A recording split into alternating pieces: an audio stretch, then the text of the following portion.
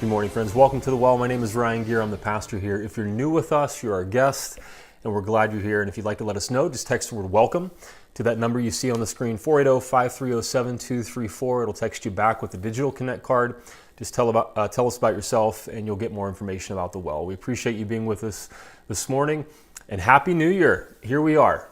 Just last Sunday, we had a beautiful Christmas Eve candlelight service, and now here we are getting ready for 2024, and we're praying for blessings for you in the new year. And today we're talking about looking back to 2023 and looking forward to 2024. I'd like to start with a question. If you would be willing to comment wherever you're watching, Facebook, YouTube, if you would be willing to type in the comments here. And this is a deep introspective question. Will you be able to stay up until midnight tonight to watch the ball drop?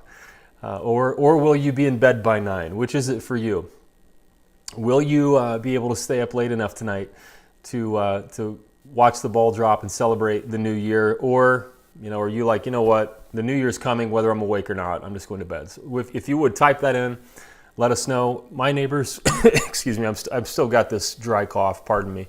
My neighbors are already shooting off fireworks, so I'll have no problem staying awake until like 3 tonight, listening to explosions around my house. They are really festive in my neighborhood. But I want to wish you a happy new year, of course. And back in high school, there was an NBA basketball show called NBA Inside Stuff, and they covered NBA news.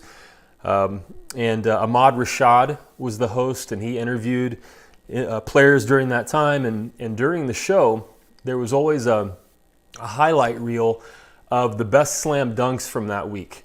If you remember NBA Inside Stuff, they would break new music during this highlight reel of the best dunks from the week, like pop rock songs. The first time I ever heard Nirvana "Smells Like Teen Spirit" was on NBA Inside Stuff. That's not cool to admit, but that's the first time I ever heard that song. And they showed a highlight reel of Shawn Kemp, who played for the Seattle Supersonics, who was a great dunker. And I always loved seeing the highlight reels on NBA Inside Stuff. But during that era, that was the era of the dominance of Michael Jordan. And there was no better highlight reel than Michael Jordan. Most of you have probably seen his iconic dunks and buzzer beater shots, defensive plays. And of course, there were highlight reels long before Jordan, but Jordan took the highlight reel to another level. As we look back to 2023 and we look ahead to 2024, I want to ask you this morning, what were some of the highlights of 2023 for you? If you put together a highlight reel of your 2023, what would that highlight reel look like? Now, you can type in comments wherever you're watching if you would like, or it can just be rhetorical. That's up to you. If you'd like to share, feel free. But what were some of the highlights of 2023 in your life? What would your 2023 highlight reel look like? And I want to ask specifically in 3 areas: your personal life, your spiritual life, and in your purpose. What you do. And as you think about highlights, of course, you probably also think about lowlights, things that happened in 2023 that you wish had not happened. And at the same time, you have made it this far. And are there ways that even some of those lowlights let me ask it like this. Even in the lowlights, were there some highlights that came out of those things? Were there things that you learned? Were there ways that God worked even in difficult situations that might be painful, but yet still some highlight came out of that? But what were highlights in your personal life in 2023? Were there highlights in your family or among your friends? Were there highlights in your personal growth? If you had difficult experiences in your personal life, were there insights that you had? Did you learn some things? Was anything clarified for you in 2023? If so, that might be a part of your highlight reel. Do you have a better idea of what to do in 2024 because of something that happened in 2023? That might be a part of your 2023 highlight reel in your personal life? Or what about your spiritual life? Were there highlights in your spiritual life? Did you have experiences that helped you to understand life better? That helped you live with greater well-being, that help you grow as a follower of Jesus Christ, that helped you be more like Jesus in your character? Do you have a better idea of what to do in your spiritual life in 2024 because of some experiences you had in 2023? So what would that highlight reel look like in your spiritual life in 2023?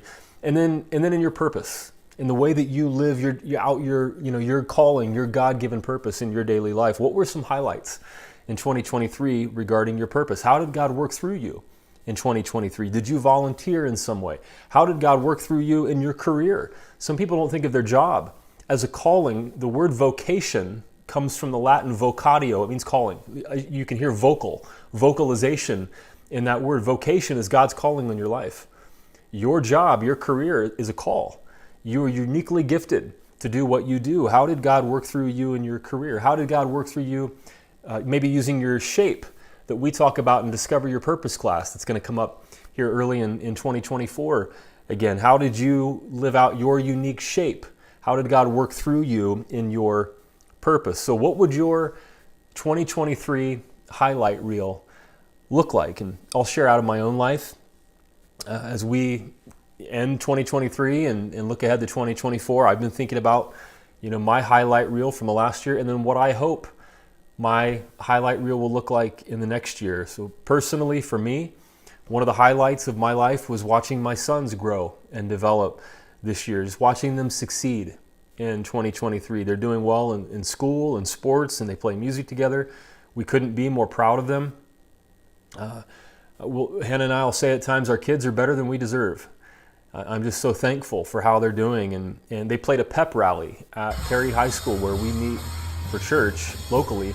They played a pep rally in the gym, the building across from where we meet for service. And it was a pep rally for students from all over the state who were involved in student government in their schools. And my boys played 2 songs, and it was one of the proudest moments of my life. Like, I couldn't believe, these kids in the school couldn't have been better fans. And my boys did great, and I was so proud. It was one of the proudest moments of my life.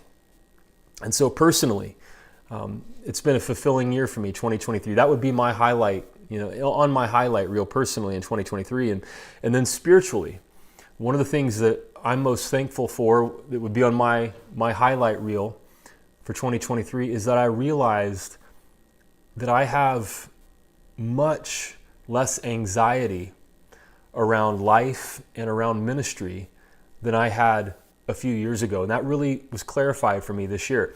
Most of you know I work a day job, and so I'm a bivocational pastor. I have 2 jobs, and I pastor this church part-time on top of a full-time job.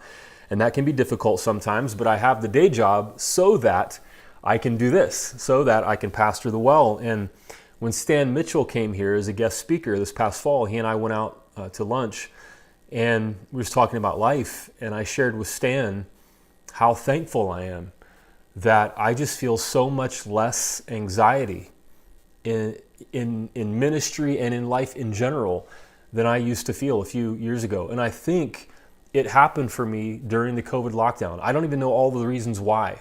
There could be many factors, but I used to be kind of filled with anxiety 10 years ago about ministry. I used to feel sick every Saturday night getting ready for a Sunday morning service. And I mean that literally. There were times early in my ministry 10 years ago here in the Valley where I would feel like I was going to throw up on Saturday night. And I have no anxiety like that now.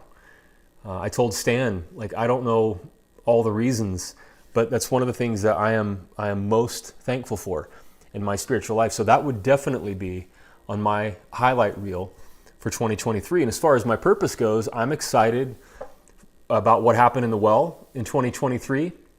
We moved locations. We filled up this elementary school, and we moved to Perry High School.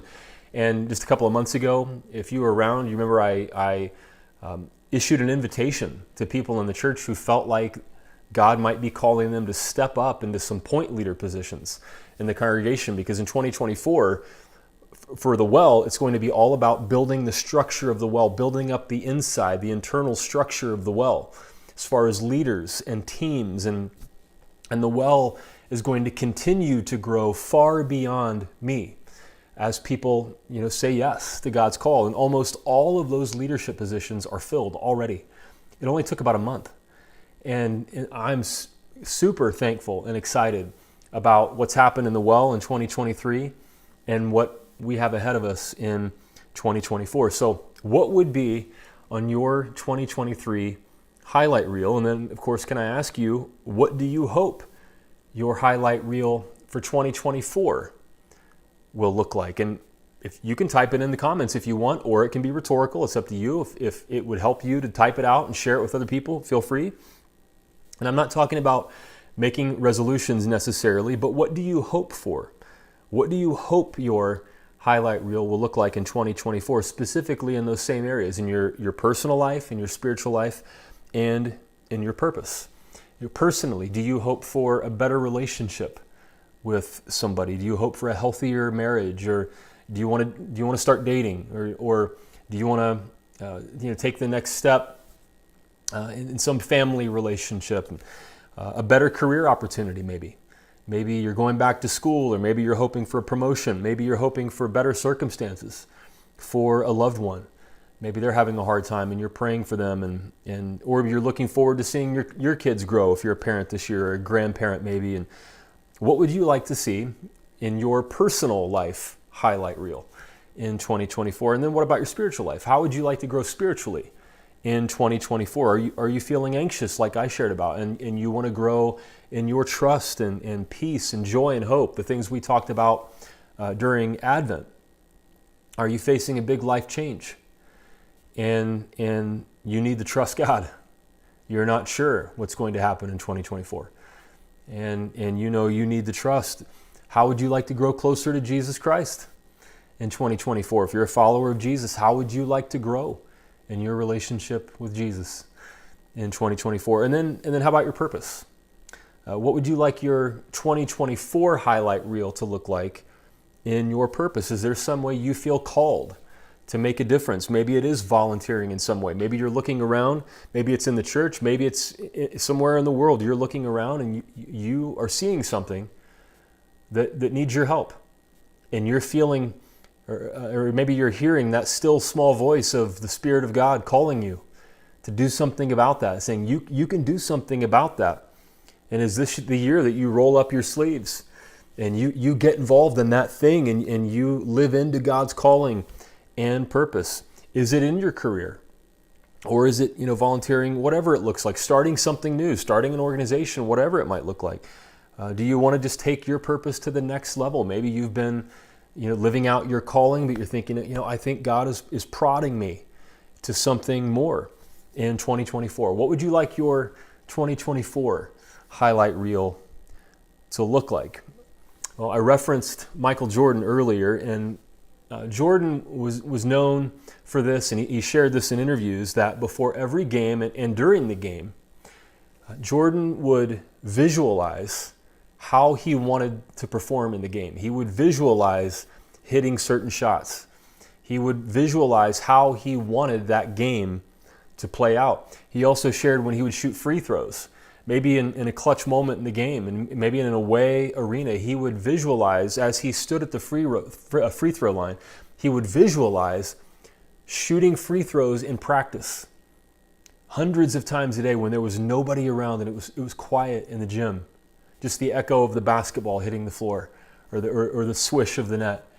And he would calm himself and visualize himself in practice, even when he was in a championship game shooting free throws. He would visualize and anticipate and expect how he wanted that game to go. Well, in Christian terms, that's called faith. That expectation, that anticipation, that hope, that belief that somehow things will go a certain way, that's called faith. And maybe a more precise definition of faith would be, faith is the hopeful expectation that God can be trusted. Faith is the hopeful expectation that God can be trusted. In the New Testament, faith is actually, and in the Old Testament actually, faith is actually relational. It's a personal trust in God. It doesn't mean believing a statement of belief on a church's website, believing in a creed. Faith is personal. It's a personal relationship with God. It's personally trusting God. To the extent that no matter what happened in your life in 2023, and no matter what happens in your life in 2024, faith is the hopeful expectation that God can be trusted. No matter what your highlight reel or lowlights looked like or might look like, faith is the hopeful expectation that God can be trusted, and that somehow, no matter what happens, God will get you to the goal that God has for you. That's what faith means. When we think about that 2023 highlight reel and what we hope our 2024 highlight reel will look like, we have that hopeful expectation that no matter what it looks like, God is faithful and God can be trusted. Now, when we talk about faith, we have to be honest and acknowledge that thinking people have questions about faith. Our motto here is questions and doubts welcome. Our first value at the Well is that you can be honest about your faith and your doubts, so that you can grow in your relationship with Jesus. So next Sunday, January 7th, we're going to be back at Perry High School and online, just like usual, for the start of a brand new sermon series called The Thinking Person's Guide to Faith. And we're acknowledging in this series that thinking people have questions about faith. People who are thoughtful people and who want to be intellectually honest and curious people, they have questions about faith. And sometimes we're comfortable holding those questions loosely and they don't bother us that much. Other times we have questions that are so troubling to us that they do deeply affect our faith. And we're not sure what to believe. We feel cognitive dissonance. We feel torn. And the Well is a place where thinking, compassionate people can be honest about their faith and their doubts. We can find a spiritual home and cultivate a Jesus-inspired life. That's our mission statement. And so we want to be an intellectually honest church where thinking people can be honest and explore their questions. And that's what we're going to be doing in this series, A Thinking Person's Guide to Faith. I have a quick promo video that I'd like to show you for this series that starts next Sunday. Let's watch.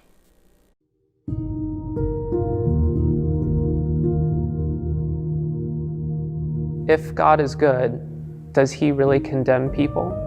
Is there a heaven or hell that he sends people to? I've been told that you have to pick one or the other, science or faith.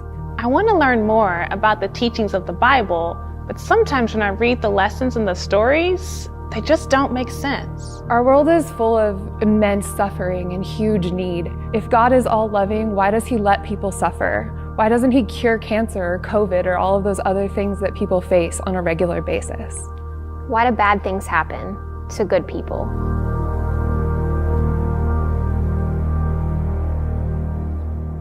So starting next Sunday, our sermon titles for this series are going to be The Bible, Science, and Thinking for Yourself, using the rational capability that God has given us. And then on January 14th, how to think through our faith when Christians act hypocritically. Maybe you've been deeply hurt by the hypocritical actions of Christians, or maybe you see Christians in society that talk about Jesus, but they seem to do things really the opposite of what Jesus taught us to do. January 21st, making sense of the Bible. What is the Bible and how do I interpret it? Most of us have lots of questions about the Bible. Then on January 28th, a question about eternity. Does God consign people to an eternal hell? Does God damn people to hell for eternity? It's an important question. And then on February 4th, the strange relationship between Jesus and American politics. You see the way that Christianity is fused with politics in America today, and it just seems to not look like Jesus. And so we'll explore that question on February 4th. And then February 11th, the Bible, sexuality, and abortion. And then on February 18th, we'll look at what may be the most common question that people have about faith. Why does God allow suffering? So I want to invite you to invite a friend on January 7th for the new series, A Thinking Person's Guide to Faith, starting January 7th at Perry High School and online. But when we talk about faith and we acknowledge the questions that thinking people have, And when we talk about faith as trust in God, there's a famous passage of Scripture that looks back, like looking back in our highlight reel in 2023, it looks back to people who had inspiring faith so that we can be inspired to trust God in the future. It's called the faith chapter in Hebrews chapter 11, and then it bleeds over into Hebrews chapter 12. But I wanted to read some excerpts from the faith chapter, Hebrews 11, and then finish by the first 3 verses of Hebrews chapter 12. So let's read together. Now faith is confidence in what we hope for and assurance about what we do not see. This is what the ancients were commended for. By faith we understand that the universe was formed at God's command, so that what is seen was not made out of what was visible. Now, we'll talk about that question on January 7th, next week. By faith Abel brought God a better offering than Cain did. By faith he was commended as righteous when God spoke well of his offerings, and by faith Abel still speaks, even though he is dead. By faith Enoch was taken from this life, so that he did not experience death. He could not be found because God had taken him away. For before he was taken, he was commended as one who pleased God, and without faith it is impossible to please God, because anyone who comes to him must believe that he exists and that he rewards those who earnestly seek him. And then this passage talks about the faith of Noah and the faith of Abraham. And then let's skip to Hebrews chapter 12, verses 1 through 3. After we have looked at all of these heroes of the faith in Hebrews chapter 11, now we look forward. Therefore, since we are surrounded by such a great cloud of witnesses, let us throw off everything that hinders and the sin which so easily entangles, and let us run with perseverance the race marked out for us, fixing our eyes on Jesus, the pioneer and perfecter of our faith. For the joy set before him, he endured the cross, scorning its shame, and sat down at the right hand of the throne of God.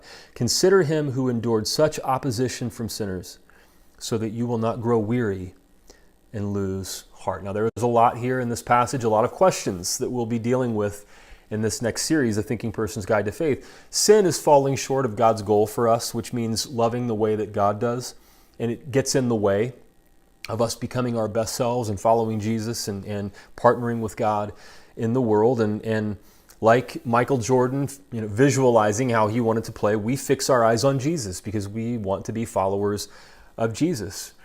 And Jesus endured the cross. He endured the suffering of the cross, as this passage says, for the joy set before him.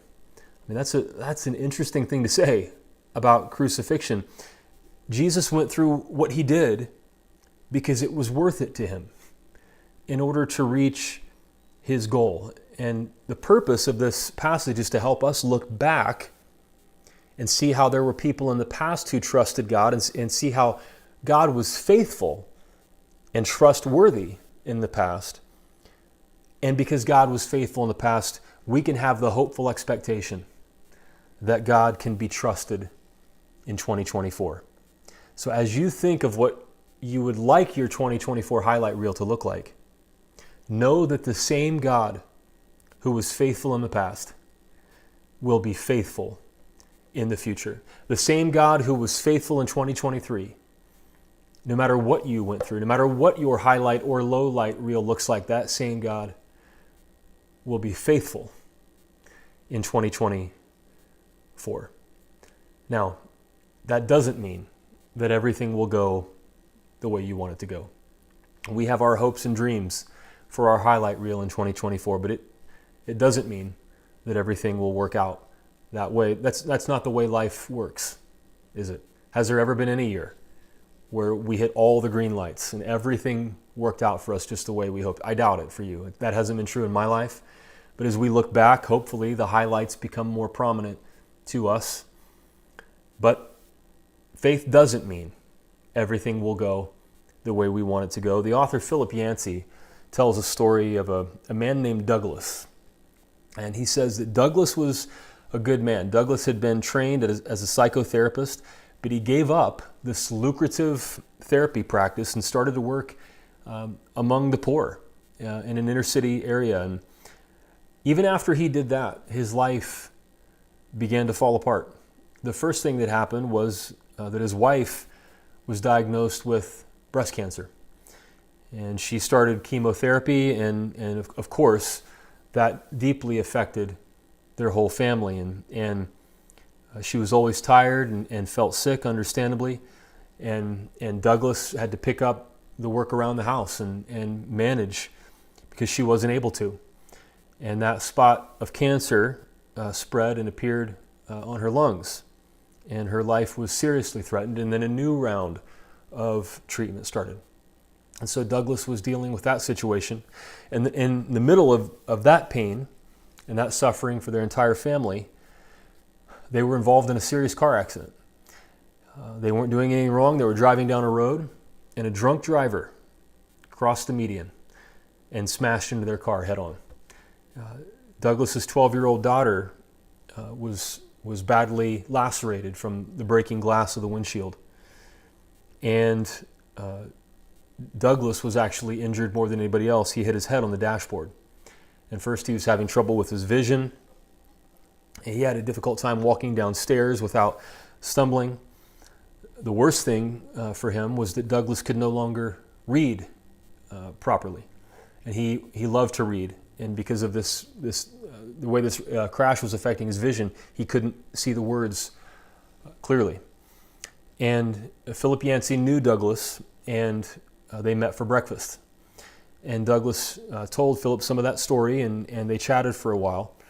And after breakfast, Philip Yancey shared that he was writing a new book about disappointment with God, and he asked if Douglas would like to contribute his story to Yancey's book. And Philip Yancey asked Douglas, what would you say to people who are disappointed with God? And you can understand why Philip Yancey would ask Douglas that question. I mean, this is a guy who faced difficult circumstance after difficult circumstances. When it rained, it poured in his life. He had a lot of lowlights that year. And Douglas thought about the question, and Yancey said that Douglas looked at him and he said, I don't think that I have been disappointed with God. And then he shared why.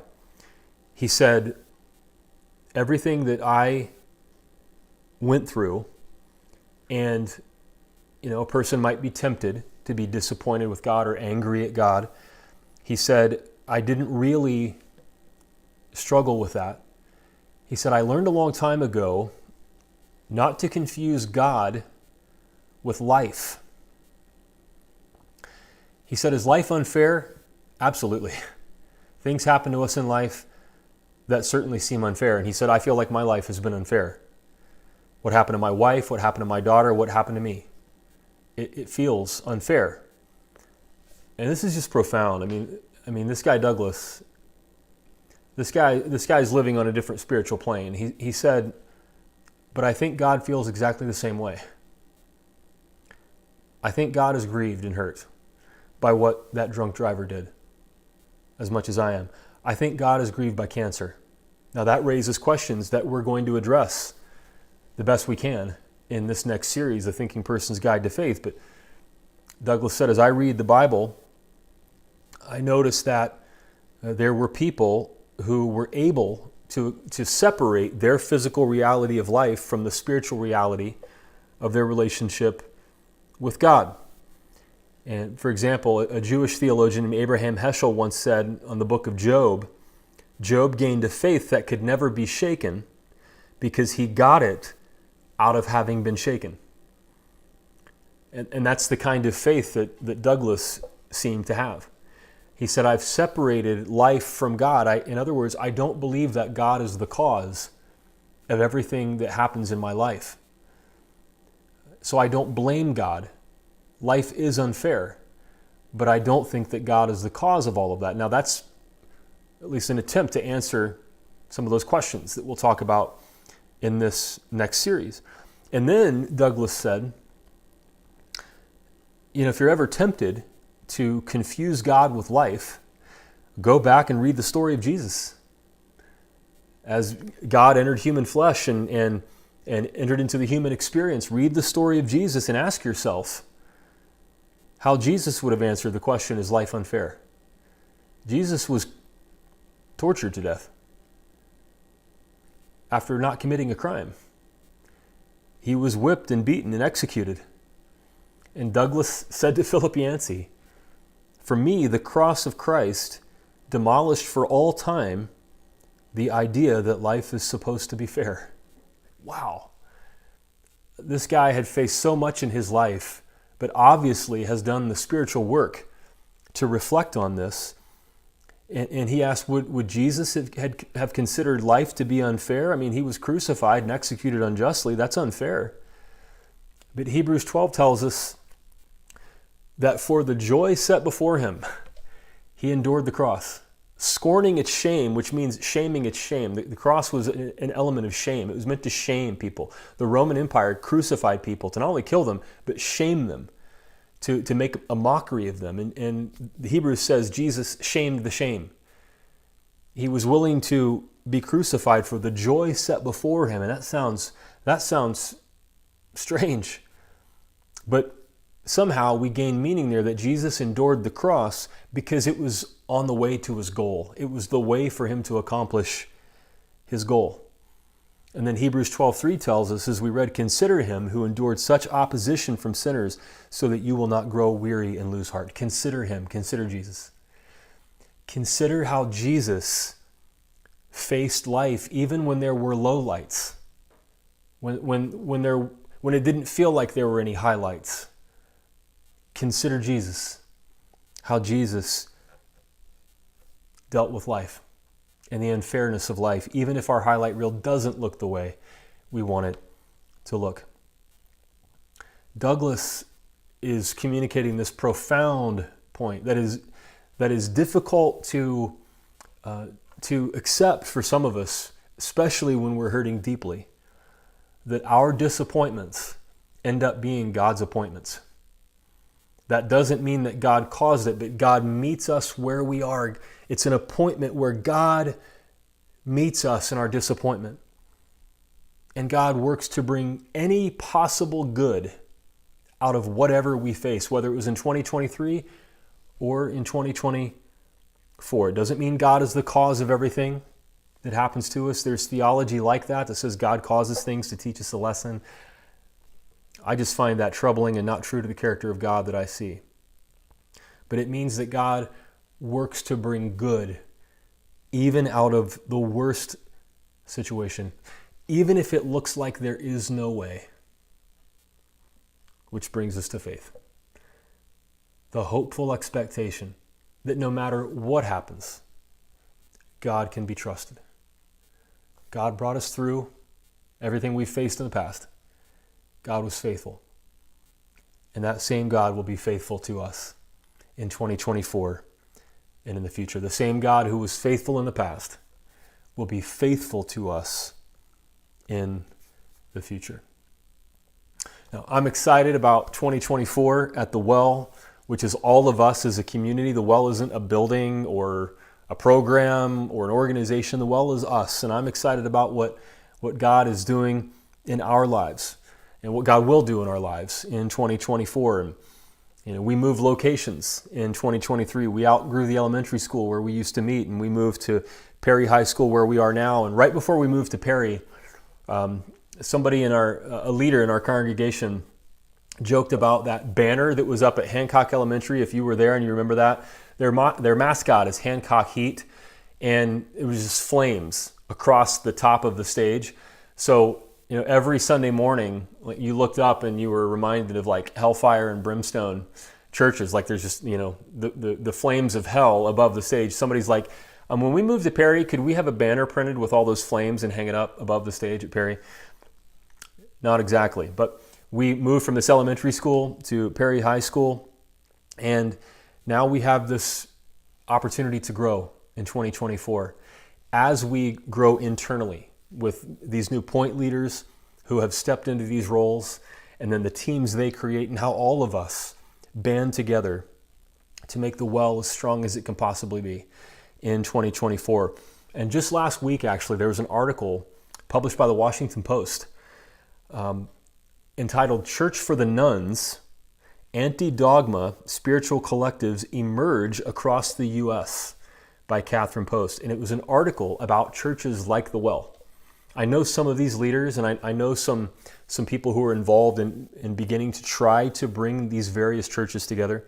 But she profiled a handful of churches very similar to the Well across the country that are just springing up organically across the United States. Some in places you wouldn't imagine, like the Deep South and in rural areas even. And Catherine Post writes, although they are few, these communities are also emblematic of a larger groundswell of spiritual nuns searching for new forms of ritual and belonging. Nuns meaning people who say they're not really religious, their religion is none, but they're still searching. She writes, there's something reaching a critical mass. There is a desire growing within people to figure out how to live meaningfully even without traditional structures. The Well is a part of an organic movement across the country. You are not alone. We are not alone. As the Well, there are communities like the Well that are springing up and becoming more important every single day. And without getting into what America is going to face in 2024, I'm sure you agree with me that communities like the Well are going to become even more important in 2024 than they already are. And so I'm excited about the highlight reel that God has for the Well in 2024. And I know that not everything is going to go the way that we hope it will in 2024. No year has ever been like that. But this is what faith means. It's the hopeful expectation that no matter what happens, God can be trusted.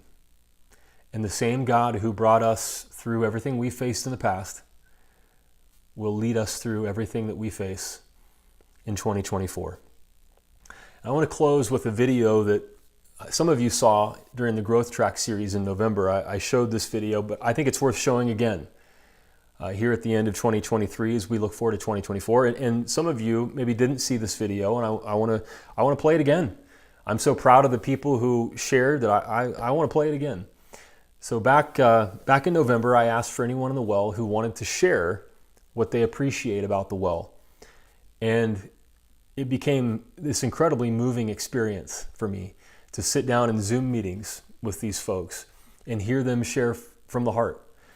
And they are speaking for themselves, of course, but I think the people in this video are also representative of all of us and all of the people involved with these churches that the Washington Post profiled, and the millions and millions of people across the country who are looking, hoping for a church like the Well, a spiritual community like this.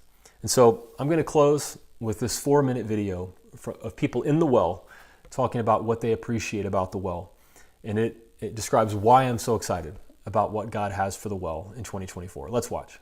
Well, has kept me from completely giving up on religion and Christian organizations altogether.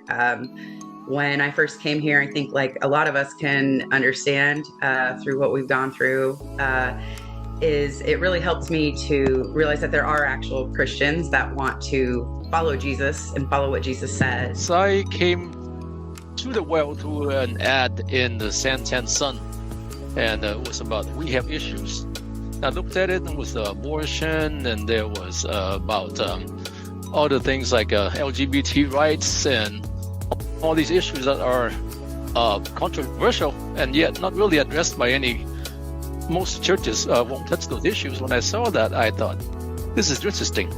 I got to check this out. I saw in these videos at the Well that there was actually a church that would speak truth, would speak gospel, yet it's still aligned with what I knew to be right regardless. What I appreciate about the Well is the realness of the sermons. There's historical context added into it. It's not just, oh look, the book says this, so we're just gonna go with that, right? There's a reason that we're talking about whatever we're talking about, and actually looking into, digging deeper into the whys. When it was written, where it was written, why might it have been written the way it was. My experience with the Well has been best that I could ever even ask for. It's the safest and most understanding environment, and everyone feels welcome, no matter what race, gender, sexuality. So I think one of the things that we really appreciate about the Well is that everyone is so welcoming, and just all really does mean all. There's no asterisk with membership, where we can commit our time and our voices matter in the church. A people that truly want to worship as themselves was really refreshing, and it was a Holy Spirit kind of thing, and it just really got me. I knew this was a place I belonged. Well, for me, the Well is a perfect place for those who have become disillusioned with, but still believe in God, but is no longer interested in the conventional church that was unwilling or unable to tackle the issues of the day. And for those who are open-minded and willing to embrace the same people that were on the fringes that Jesus served. I mean, we've both been going to church most of our lives, and it's the first church that we've actually felt welcomed at. And we felt we could truly be our full, authentic selves. I have other experiences with churches where they would uphold maybe what people would deem like racist or homophobic, and just very ungodlike and un-Jesus-like. So yeah, that's why I really appreciate the Well for what they do, what they stand for, and I couldn't ask for anything better. So for me, the Well has been a life-giving spring, and it has been a place of reprieve. And I just love the fact that anytime I come and anytime I talk to someone new to me, we all kind of come from the same story, and we all understand that we've all had our interpretations of stepping in, but at the same time, through the years, for me at least, it has proven to be exactly what it says it is. It's a place that we may not be on the same page on everything, but we're under the same mission to make the world a better place and to share the love of God and to help people heal. I'm so thankful for all those people who shared. It's so moving for me to watch that. Thank you to all of you, and I know that many of us would echo their comments, and there are people all over the country who are echoing their comments, as the Washington Post found. But as we look back over 2023, and then we look ahead to 2024, what do you hope your highlight reel will look like in 2024? How far did God bring you in 2023? What was that highlight reel like for you? And then what do you hope your highlight reel will look like in 2024? I hope that all of those things come to pass. But we all know that not everything we hope for is going to happen in life, and we'll face things that we didn't expect in every year of our lives, including 2024. And no matter what happened in 2023, and no matter what will happen in 2024, we can have the faith, the hopeful expectation that God can be trusted. And like Jesus looking at the cross and scorning its shame, and for the joy set before him enduring the cross, God will work to bring good out of whatever happened in 2023 and out of whatever happens in 2024. We can have faith because God is faithful. I want to invite you to pray with me. Oh God, we thank you for this incredible scripture in Hebrews chapter 11 and 12, and we thank you for the example of Jesus. And as Hebrews chapter 12 verse 3 tells us, we consider him who endured such opposition so that we don't lose hope. God, like Douglas, we believe that, no, you're not the cause of everything. Life is unfair. Maybe we face things in 2023 that were unfair. Maybe we will face things in 2024 that feel unfair. But God, we don't believe that you cause painful things in order to teach us a lesson. We believe that's toxic theology. But like you did here in Hebrews chapter 12 and in so many other places, in Romans 8, you work to bring good out of even the worst situations. You work in all things together for good for them who love you and are called according to your purpose. Even if it looks like there is no way, even if we're tempted to give up hope, even if we have no idea how it's going to work out, no matter what we face, the same God who was faithful in the past will be faithful in the future. And we can have faith in you because you are faithful.